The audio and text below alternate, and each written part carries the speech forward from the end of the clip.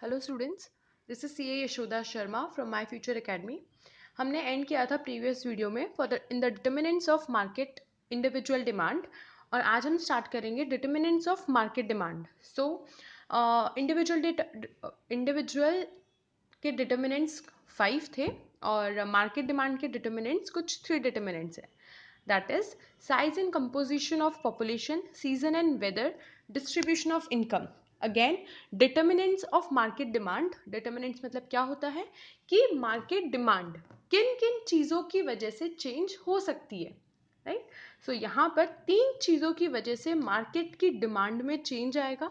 Size and composition of population मतलब कि जो जिस कंट्री में वो जो गुड्स बेचने हैं वहाँ की पॉपुलेशन की साइज कितनी है, मतलब टोटल पॉपुलेशन कितनी है।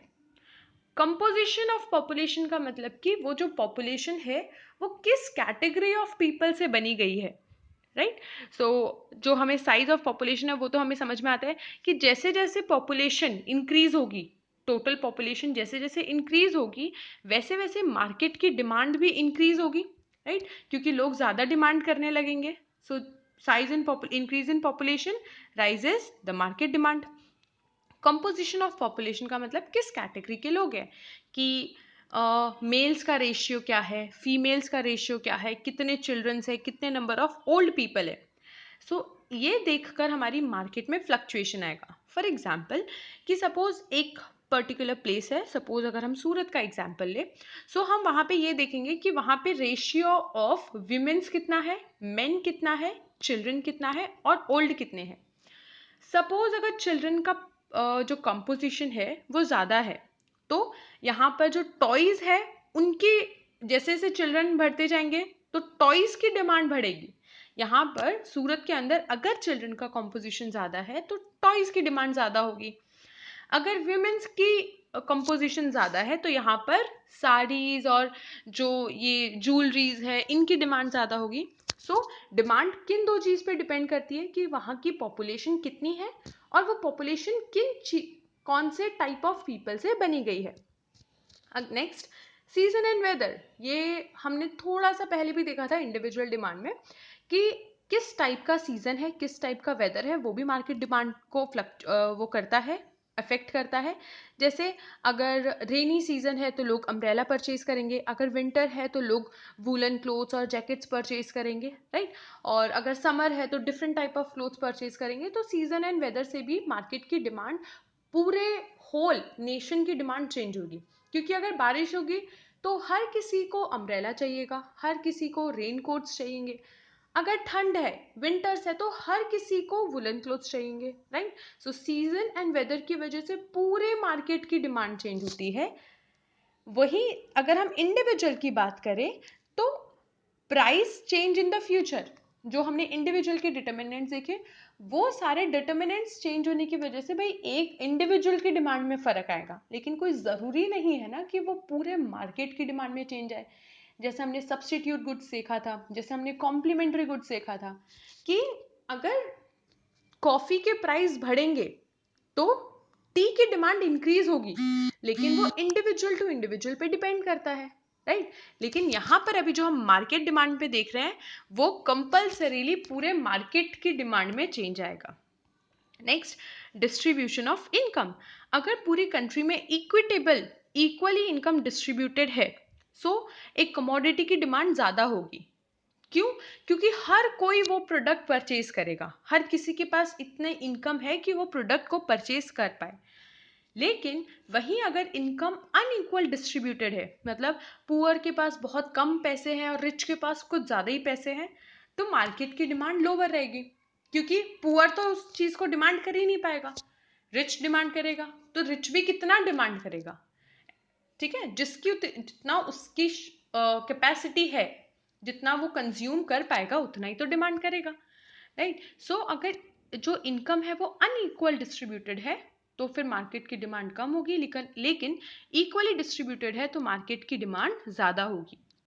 Market demand function, market demand function shows the relationship between, किस, जो ये मार्केट डिमांड फंक्शन है वो एक रिलेशनशिप शो करता है।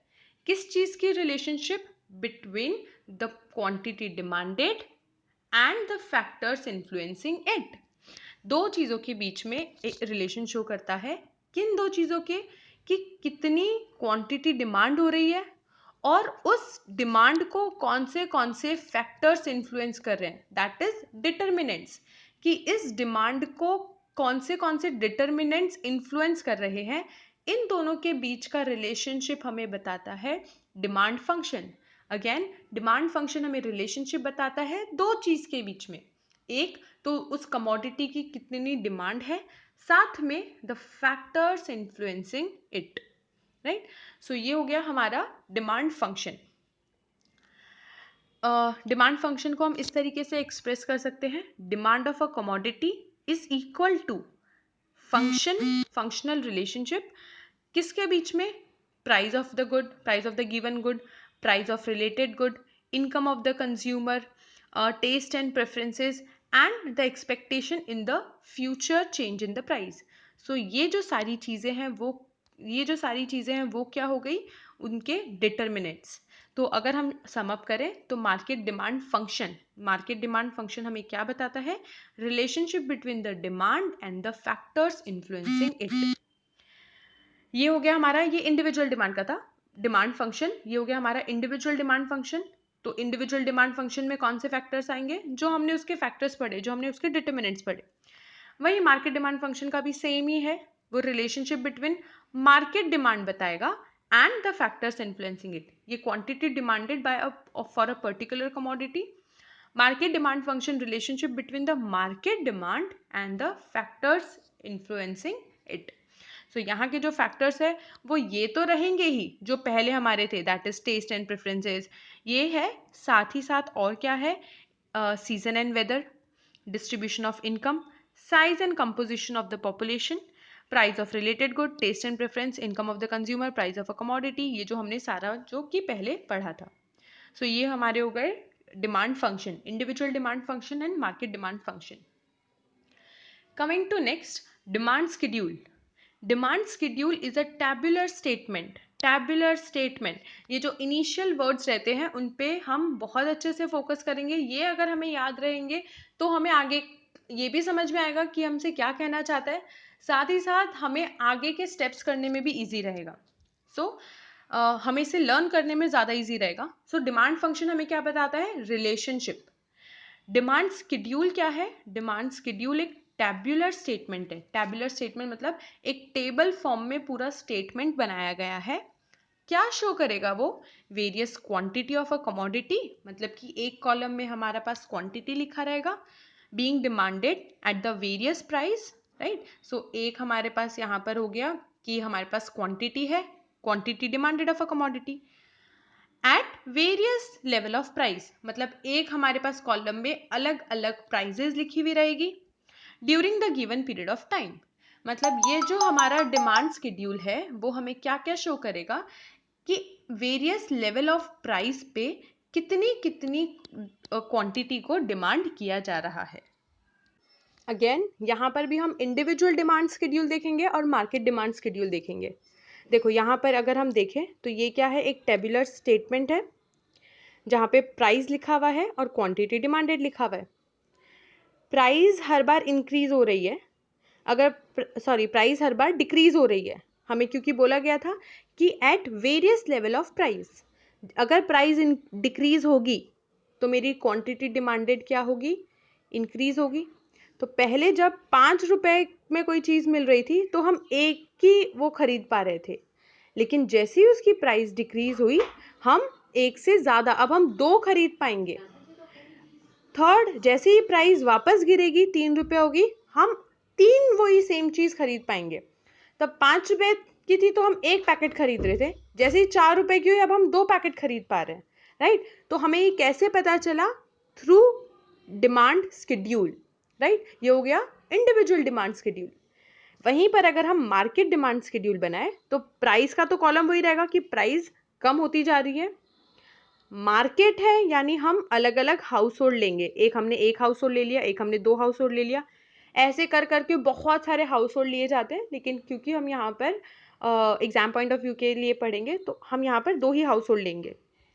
अब हम देखेंगे कि प्राइस डिक्रीज होने की वजह से हाउस होल्ड ए की डिमांड पे क्या फ़र्क पड़ेगा और हाउस होल्ड बी की डिमांड पे क्या फ़र्क पड़ेगा। जैसे 5 से 4 हुआ, ये हाउस होल्ड ए तो भाई एक इंक्रीज करता गया, लेकिन हाउस होल्ड बी 5 पे 2 खरीद रहा था। हो सकता है ना कि कोई हाउस होल्ड ज़्यादा डिमांड करता हो। जैसे ही 4 हुआ तो अब वो 3 खरीदने लग गया। तो अगर हम देखें तो यहाँ पर भी एक से ही बढ़ रहा है, लेकिन जो इनिशियल 5 पे था वो हाउस होल्ड बी का ज़्यादा था।